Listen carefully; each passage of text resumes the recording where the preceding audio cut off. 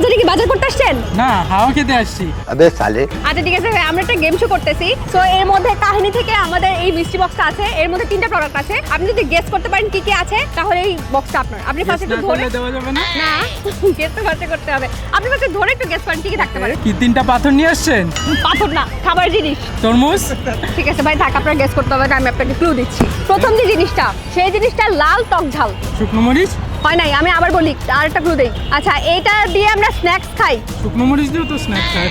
শুকনো মরিচ দিয়ে কি খান? আলুর চপের সাথে তো শুকনো মরিচ খাওয়া হয়। ওরে বাবা, আচ্ছা, এটা দিয়ে জুস বানানো হয় না, তো আপনি শুকনো মরিচই থাকবেন সবসময়।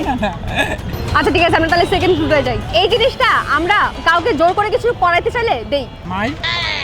মায়ের মায়ের এর মধ্যে কেমন থাকবে? জোর করে করাতে গেলে তো মারতেই হবে, নাহলে তো হচ্ছে না। ভাই জিনিসটা পিছলা। আমরা মানুষকে মানে সুনামের জন্য, অহেতুক সুনাম করার জন্য এটা দেই। পাম? সেকেন্ড থার্ডটা ক্লু দেই। তো এটা হলো সাদা। 3 নম্বর যে জিনিসটা এটা সাদা। আটা? না না। আচ্ছা, এটার সাথে চা, কফি, তারপর শরবতের সম্পর্ক আছে। মগ? মগ? হ্যাঁ, মগও তো সাদা হয়, চা কফির সাথে রিলেটেড। না, আচ্ছা ভাই, এটার সাথে ডায়াবেটিসের সম্পর্ক আছে। ডায়াবেটিসে? রসগোল্লা? সো সরি ভাই, আপনি পারেন নাই। Thank you for your time.